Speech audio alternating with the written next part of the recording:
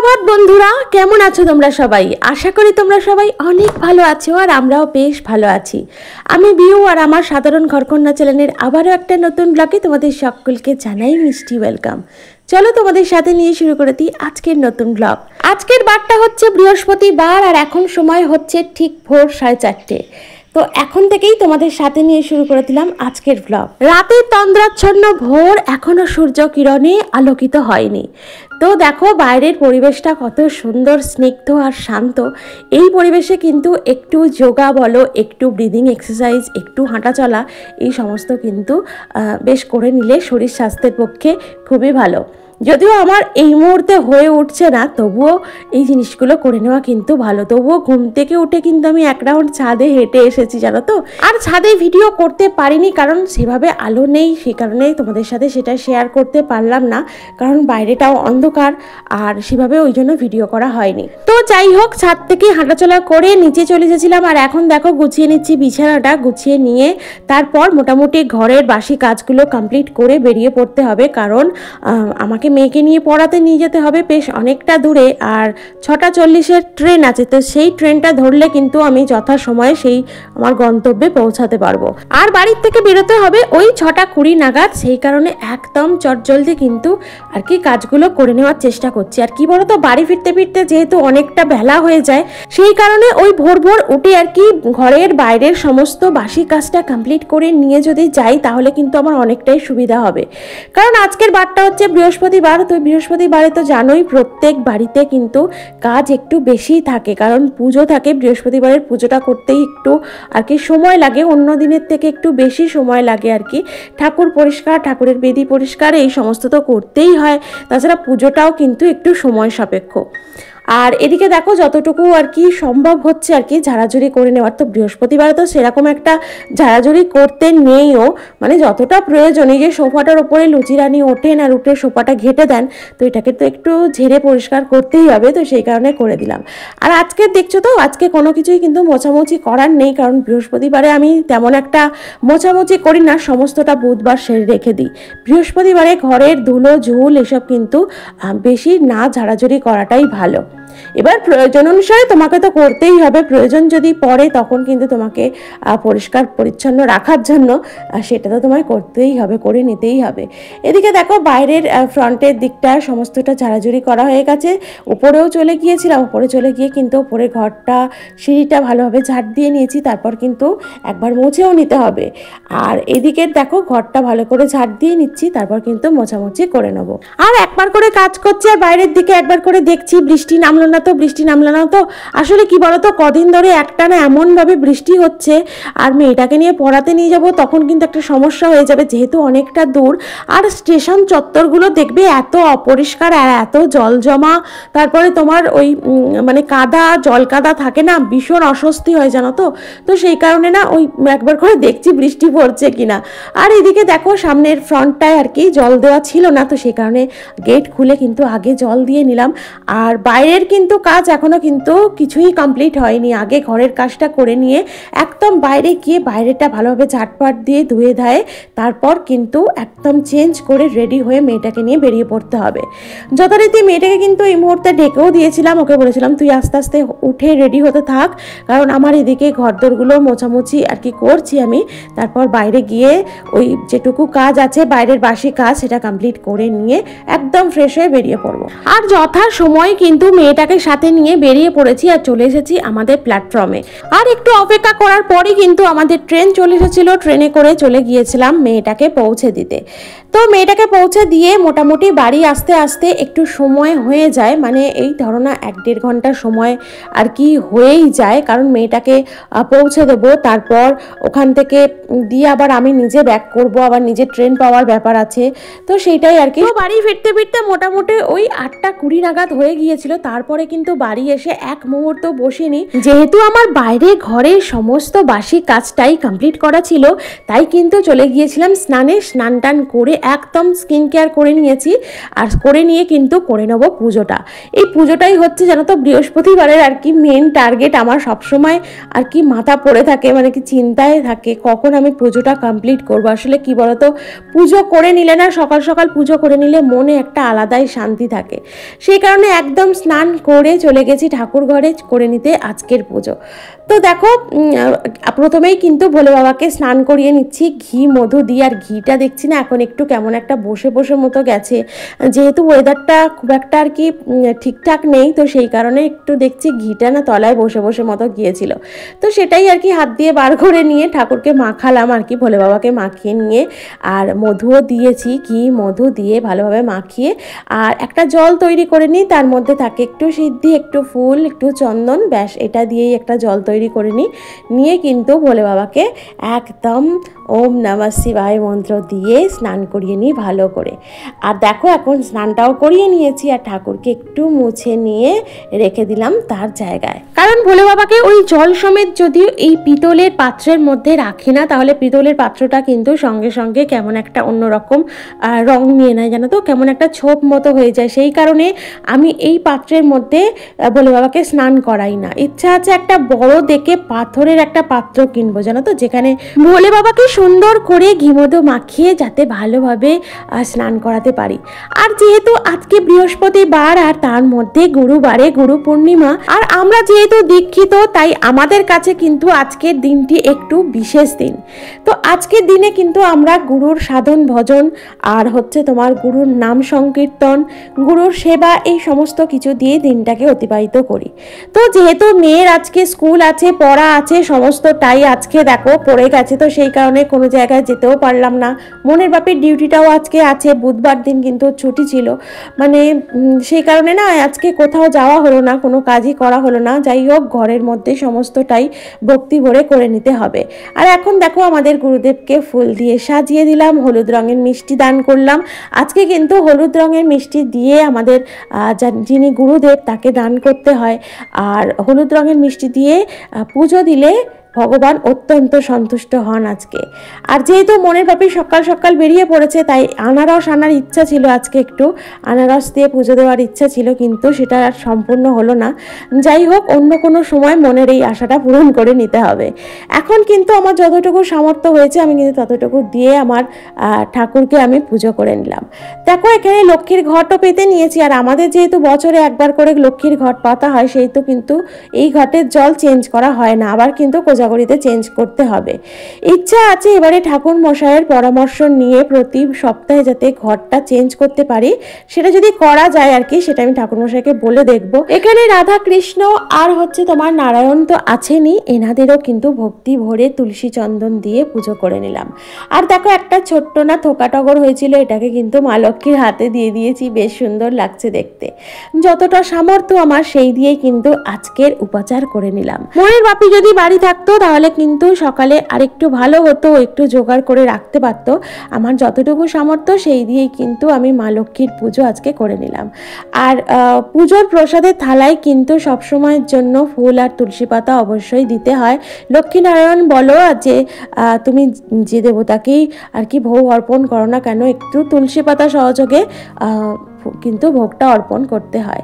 এর কিন্তু একটা বৈজ্ঞানিক ব্যাখ্যাও আছে, তো এটা তোমাদের সাথে পরবর্তী কোনো ভিডিওতে আমি শেয়ার করে দেবো কেন তুলসী পাতা দিয়ে আর কি ভোগ অর্পণ করতে হয়। আমার গত সপ্তাহের ভিডিওতে কোনো এক বন্ধু আমাকে কমেন্ট করেছিলে যে পুজোর সময় যখন পাঁচালি পড়বে তখন কিন্তু মাথায় গায়ে চাপা দিয়ে নেবে। তো জানো তো এটা কিন্তু ঠিক কথা বলেছো, অবশ্যই আমাদের এই জিনিসটা করে নেওয়া উচিত। যখন আমি প্রার্থনায় বসি তখন কিন্তু এভাবে মাথায় গায়ে একটা ওড়না দিয়ে ঢেকে তখনই বসি। আর পাঁচালি পরে নেওয়ার সময়ও কিন্তু এভাবে মাথায় গায়ে ঢাকা দিয়ে করে নেওয়া উচিত। আসলে কি বলতো, আগে অনেকটা আগেকার কথা বলছি তোমাদের, তখন কিন্তু আমি এভাবে কোনো ম্যাক্সি বা নাইটি তখন পরতাম না। তখন আমি যদিও এখানে থাকতাম না, আমার শ্বশুর বাড়িতে থাকতাম, তখন কিন্তু সবসময়ের জন্য কাপড় পরে থাকতাম। তো কাপড় পরে থাকলে তো এই ধরনের সমস্যা হয় না, তার আঁচল দিয়ে মাথা গা সবসময় ঢেকে নিয়েই পুজোয় বসতাম। এখানে আসার পর একটা ওড়না থাকে অবশ্যই ঠাকুর ঘরে, যেটা আমি পরে প্রার্থনায় বসি। আর পাঁচালি পরে নেওয়ার সময় জানো তো ওই কাজটা আর করা হতো না। যাই হোক, তোমার কমেন্ট পড়ে কিন্তু আমার খুব ভালো লেগেছে, আর আমি দেখো এই জিনিসটা ফলো করছি। তো সে কারণেই তোমরা যদি কমেন্টের মাধ্যমে আমার ভুল ত্রুটিগুলো ধরিয়ে দাও, আমার মোটেই ভেবো না খারাপ লাগবে, আমার কিন্তু এতে ভালো লাগবে। কারণ একটা মানুষের পক্ষে প্রত্যেকটা জিনিস জানা সম্ভব নয়। আমি যতটুকু জানি সেটা তোমাদের ভিডিওর মাধ্যমে শেয়ার করে দিই। আর তোমরা যদি আমার ভিডিওর মধ্যে কোনো ভুল ত্রুটি পাও বা কোনো কিছু মানে আমি জানি না সেই জিনিসটা পাও, তোমরা কিন্তু অবশ্যই কমেন্টে জানাতে পারো। এদিকে দেখো আজকে আমার বৃহস্পতিবারের পুজোটাও কমপ্লিট হলো, আর মন কিন্তু আবার আজকে স্কুল যাবে, ওর কিন্তু সমস্ত কিছু রেডি করে দিতে হবে। অতটা দূর থেকে এসে বাড়ি এসে স্কুল যাওয়াটা একটু চাপের হয়ে যায়, কিন্তু কিছু করার নেই, স্কুল তো যেতেই হবে।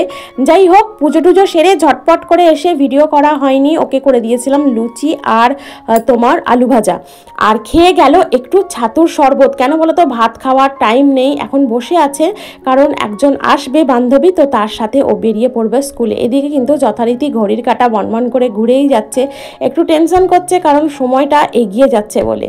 মেয়েটাও স্কুল বেরিয়ে গেল। তারপর কিন্তু দেখো আজকে কিন্তু চাও খাইনি, যেহেতু পুজো করব আমি, সেই কারণে না চাটা খাইনি। ভাবলাম পুজো টুজো সেরে নিয়ে তারপর একবারে যখন জলখাবার খাবো তখনই একবার চা করে খেয়ে নেবো।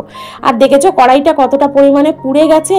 তো মাজা ঘষা কড়াই বসিয়েছিলাম, আসলে কি বলতো ধরপর করে করছি, তো তাড়াতাড়ি করে ওই গ্যাসটা সিম করে দিয়েছিলাম, আর তখনই কিন্তু কড়াটার এই হাল হয়েছে। আর তখন এত তাড়াতাড়ি ছিল যে ছাদে এসে যে জামা কাপড়গুলো মেলে দেবো অতটুকু সময় ছিল না। ভাবলাম মেয়েটা স্কুল যাবে, আগে ওর টিফিনটা রেডি করি, ও কি খেয়ে যাবে সেটা রেডি করি, তারপর কিন্তু জামা কাপড়গুলো শুকাতে দেবো। ছাদে এসেছি, যথারীতি দেখো বৃষ্টি নেমে গেছে। মানে ছাদটা এসে দেখলাম যে বৃষ্টি নেই সকাল থেকে, ভাবলাম যাই ছাদে গিয়ে আজকে ভালোভাবে জামা কাপড়গুলো মেলে দিয়ে আসে, কিন্তু এসেই দেখছি বৃষ্টি। আবার সেগুলোকে তুলে নিয়ে গিয়ে নিচে এদিক সেদিক মেলে দিলাম, মানে ঘরের মধ্যেই আর কি, ঘরের মধ্যে ব্যালকানিতে জানলায় সব এদিক সেদিক যা হোক করে মেলে দিলাম। দেখা যাক, আবার যদি বৃষ্টি কমে তখন ছাদে না হয় এসে মেলে দেওয়া যাবে। আর এদিকে দেখো জলখাবারটাও খেয়ে নিচ্ছি, লুচি ওই 4টে লুচি মতো রেখেছিলাম আমার জন্য, আর একটু আলু ভাজা। মন না এরকম গোল গোল টাইপের আলু ভাজা নিয়ে যায় স্কুলে, তো ওই মনের ওই গোল গোল আলু ভাজা কটা রেখেছিলাম, লুচি। আর দেখলেই তো সকালে চা খাইনি, তাই নিয়ে নিয়েছিলাম 1 কাপ চা। আর এদিকে দেখো চা লুচি টিফিন সমস্তটা খাওয়া কমপ্লিট করে এখন দেখো একটু ছোলার ডাল আর কি ভালোভাবে ধুয়ে নিচ্ছি, ওটা বসাবো। আজকে যেহেতু গুরুবার, আবার গুরু পূর্ণিমা, যেহেতু আমরা দীক্ষিত, সে কারণে না আজকে অন্য রান্না করব না, মানে ভাত মুড়ি এই সমস্ত কিছু আর কি আমরা খাবো না, কেউই খাবো না। এমনকি আমার মেয়েও দীক্ষিত, আমার মেয়েরও মোটামুটি ওই 5-7 বছর বয়স হতে না হতেই দীক্ষা দেওয়া হয়ে গেছে। তো আমরা বাড়ির প্রত্যেকটা মেম্বার্স কিন্তু দীক্ষিত, প্রত্যেকটা সদস্যই আমরা ঠাকুরের দীক্ষিত, তাই কিন্তু কেউই মানে অন্য আজকে খাবো না। তো এদিকে ডালটা ভালো করে ধুয়ে নিচ্ছি। কি বলতো, ডালের মধ্যে এতটা পরিমাণে অপরিষ্কার থাকে না, আর যতই ধুচ্ছি ততই দেখছি একটা কেমন একটা ফেনা ফেনা মতো কাটতে থাকে, জানো তো। এই জন্য না ভালোভাবে আমি ডালটাকে ধুয়ে নিই। যে কোনো ডাল রান্না করার আগে কিন্তু বেশ ভালো করে ধুয়ে পরিষ্কার করে তারপর কিন্তু রান্না করি। আর দেখো এখন কিন্তু একটু তবু ফ্রেশ জল বেরিয়েছে, মানে ফেনাটা আর অতটা নেই। হ্যাঁ, তো এই ডালটা আর কি বসিয়ে দেবো প্রেসারে। তো প্রেসারে মোটামুটি ওই 2টো মতো সিটি দিলেই ডাল রেডি হয়ে যাবে, মানে ডাল সিদ্ধটা। আর এদিকে দেখো একটা আলু ছিল, আধখানা, হাফটা রান্না করেছিলাম আর হাফটা ছিল। তো হাফটা না গতকাল রান্না করা হয়নি আর কি, ওটা আর কি এমনভাবে ছিল, ওটা বুঝতেও পারিনি যে ওটা হাফ আলু রয়েছে। আর দেখেছো একটা রাতের মধ্যেই কিন্তু আলুটা নষ্ট হয়ে গেছে, ভিতরে একটা কেমন দাগ হয়ে গেছে। ভিতরে দাগ আগে থাকতেই ছিল নিশ্চয়ই, নাহলে এক রাতে কখনো এভাবে নষ্ট হয়ে যায় না, মানে একটা গোটা দিনে হাফ যতই থাকুক না কেন। তো এদিকে কয়েকটা মাঝারি সাইজের আলু নিয়ে কেটে নিচ্ছি, একটু করে নেবো আলুর দম। কারণ মন তো লুচি শুনলেই ওর আর কি আলুর দম, বা আলুর দম থাকলেই বলবে আমাকে লুচি করে দাও। তো আলুর দমটা দিয়ে লুচি খেতে খুব ভালোবাসে। মনের বাড়ি ফিরতে কিন্তু ওই 4:30-5টা বেজেই যায়, কারণ একটু দেরি করে ছুটি হয়, তো সেই কারণে। আর মন কিন্তু কোনোদিনও বাড়ি এসে স্কুল থেকে বাড়ি আসার পর ওই টিফিন খেতে চায় না, বা বলো একটু ভাত যদি রাখি সেটাও খেতে চায় না, বা অন্য কিছু খাবারও খেতে চায় না। একমাত্র একটু শরবত করে দিলে খায়, যদি কিছু ফল টল থাকে তাহলে, পছন্দের ফল থাকলে তবেই খাবে, নয়তো সেটাও খেতে চায় না। একটু শরবত খেয়ে শুয়ে পড়ে, মানে একটু রেস্ট নেয় আর কি। তো তারপর তো আবার পড়তে যাওয়া থাকে, তো তখনই একটু কিছু খেয়ে পড়তে যায়। আর এদিকে দেখো আলুটাও কাটা হয়ে গেছে, আর এখন একটু আদা কেটে নিচ্ছি। আদা আর তোমার টমেটো পেস্ট এই দুটো দিয়েই আর কি আজকে আলুর দমটা করে নেব। একটু কাঁচা লঙ্কা দিলেও পেস্টের মধ্যে দিতে পারি, তাহলে কিন্তু স্বাদটা আরও ভালো আসে। আর এদিকে দেখো আলুর দমের আলু মশলা সমস্তটাই কেটে রেডি করা হয়ে গেছে। এদিকে ডালটাও সাঁতলে নিয়েছিলাম, একটু হিং, জিরে, তেজপাতা, শুকনো লঙ্কা ফোড়ন দিয়ে আর কি ডালটা সাঁতলে নিয়েছি। তারপর একটু হালকা করে মিষ্টি দিয়েছি আর দিয়ে নামিয়ে নিয়েছি। বেশ ভালো লাগে খেতে, জানো তো, ছোলার ডাল দিয়ে লুচি। আর এদিকে দেখো একটু আলুটা ভেজে ভালোভাবে ভেজে নুন হলুদ মাখিয়ে তুলে নিয়েছিলাম। আর এখন মশলাটা তো দিয়েই দিলাম, দেখেইছো তো কি মশলা দিয়েছি আলুর দমের মধ্যে। ওই আদা জিরে, তারপর তোমার একটু টমেটো পেস্ট, একটু কাঁচা লঙ্কা পেস্ট, কাঁচা লঙ্কার কি একটাই দিয়েছি আর কি, কাঁচা লঙ্কা দিয়ে বেশ ভালো করে পেস্ট করে নিয়েছিলাম। আর এটাকে এখন তেলের মধ্যে দিয়ে ভাজা আলুটাকে ওই মশলার মধ্যে দিয়ে বেশ ভালো করে কষিয়ে নিয়ে কিন্তু দিয়ে দেবো জল। আর জল দিয়ে গ্যাসটাকে সিম করে নিয়ে মোটামুটি আর কি আলুটা হতে দিতে হবে, সিদ্ধ হতে দিতে হবে। কারণ আলুটা তো একটু বড় বড়ভাবে কাটা, তো আলুটাকে গ্যাসটা সিম করে একটু আলুর দমটা হতে দিতে হবে। কি বলতো, মনের বাপি না দেখছি ওই 11:30 পৌনে 12টা নাগাদ বাড়িও চলে এসেছে, আর এসে কিন্তু ওকে খেতেও দিয়ে দিতে হবে। সে কারণে আলুর দমটা এদিকে বসিয়েছিলাম, আর ঝটপট করে ও স্নান করতে ঢুকে গিয়েছিল, কারণ আবার বেরোনোর আছে, একটু জাস্ট 10 মিনিট রেস্ট নিয়ে। তো খেয়ে নেওয়ার পর তো একটু রেস্ট নিতে হবে, তাই এদিকে আলুর দমটা পাশের গ্যাসে সরিয়ে দিয়ে কিন্তু ওই গ্যাসটায় কিন্তু চাটুতে সেঁকে ওর জন্য মোটামুটি কয়েকটা রুটি করে দিয়েছিলাম, যাতে ও খেয়ে নিয়ে 5-10 মিনিট একটু রেস্ট নিতে পারে। তো এখন দেখো ওকে খেতেও দিয়ে দিয়েছি। আর এদিকে ডালকে যে মিষ্টি দিয়ে পুজো দিয়েছিলাম সেটাও কিন্তু দিয়ে দিলাম। আর এদিকে দেখো মনের বাপিকে এদিকে খেতে দিয়ে দিয়েছে, আর এদিকে আমার আলুর দমটাও রেডি হয়ে গেছে। এখান থেকেই একটু আলুর দম তুলে আর কি নামিয়ে নিয়ে একটু আলুর দম তুলে মনের বাপিকে দিয়ে দেবো। ছোলার ডাল আলুর দম এই হচ্ছে আজকের আমাদের দুপুরের লাঞ্চের আর কি মেনু, মানে তরকারি। আর লুচি না রুটি হলো সেটা তো তোমরা দেখতেই পেলে, রুটি করেছিলাম মনের বাপির জন্য, আর আমাদের জন্য কিন্তু একটু ময়দা মেখে রেখে দিয়েছিলাম ওই দুপুরে করে নেবো বলে। আর দেখো আলুর দম রেডি একদম। আর এটা হচ্ছে আমার লাঞ্চের আর কি থালা। আর দুপুরবেলা ওই যে আলু ভাজা অতগুলো তখন খেতে পারিনি, যারা তো দুটো রেখে দিয়েছিলাম দুপুরে নিয়ে খাবো বলে। আর এই যে দেখো ডাল নিয়েছিলাম, 2 পিস আলুর দম নিয়েছিলাম, আর এই যে আলু ভাজার মিষ্টি তো রয়েছে, মিষ্টি বলতে যেটা পুজো দিয়েছিলাম ঠাকুরকে সেটা তো ছিলই। তো এই হচ্ছে আজকের আমার আর কি লাঞ্চের থালা। তো এই লুচি টুচি খেয়ে নিয়েছিলাম, আর মনের জন্য কটা রেখে দিয়েছি, মানে ময়দা মেখে রেখে দিয়েছি, গরম গরম আসলে ওর জন্য ভেজে দেবো। তো লাঞ্চ করে নেওয়ার পর জাস্ট একটু রেস্ট নিয়েছিলাম, আর তারপর কিন্তু চলে গিয়েছিলাম প্রার্থনাতে, কারণ প্রার্থনার সময় ছিল 6:26 থেকে। তো জুন জুলাই একই টাইম 6:26 থেকে প্রার্থনাটাও করে নিয়েছি। আর দেখো আজকে কিন্তু আমি সন্ধ্যা দিইনি, সন্ধ্যা কিন্তু মনের বাপি দিয়েছে, কারণ একটু সমস্যা হয়ে গিয়েছিল, সেই জন্য সন্ধ্যাটা দিইনি, মনের বাপি দিল। আর দুজনের জন্য করে নিয়েছিলাম 2 কাপ চা, মনের বাপির আর আমার জন্য।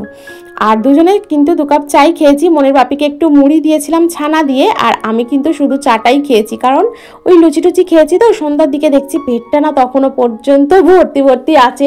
সে কারণে এমনিও তোমরা প্রায় দেখে থাকবে আমি সন্ধ্যায় কিন্তু খুব একটা টিফিন করি না, ওই মাঝে মধ্যে একটু ইচ্ছা গেলে তখন। আর এখন দেখো তোমাদের সাথে দেখা হচ্ছে রাতের ডিনারের টেবিলে। এই যে মনের বাপিকেও খেতে দিয়ে দিয়েছি, মোটামুটি 9:30 পৌনে 10টা বাজে এখন। মনের বাপি খেয়ে রেস্ট নেবে, আর এই হচ্ছে মনের খাবার। তো চলো আমরা আজকে রাতের ডিনারটা করতে থাকি, আর আজকের ভিডিওটা এখানেই রাখি। তোমাদের যদি ভিডিওটি ভালো লেগে থাকে অবশ্যই লাইক করবে, কমেন্ট করবে, আমার চ্যানেলটিকে সাবস্ক্রাইব করে আমার পাশে থাকবে। দেখা হচ্ছে তোমাদের সাথে পরবর্তী ব্লগে। ততক্ষণ পর্যন্ত তোমরা অনেক ভালো থাকবে, অনেক সুস্থ থাকবে। টাটা, গুড নাইট, শুভরাত্রি।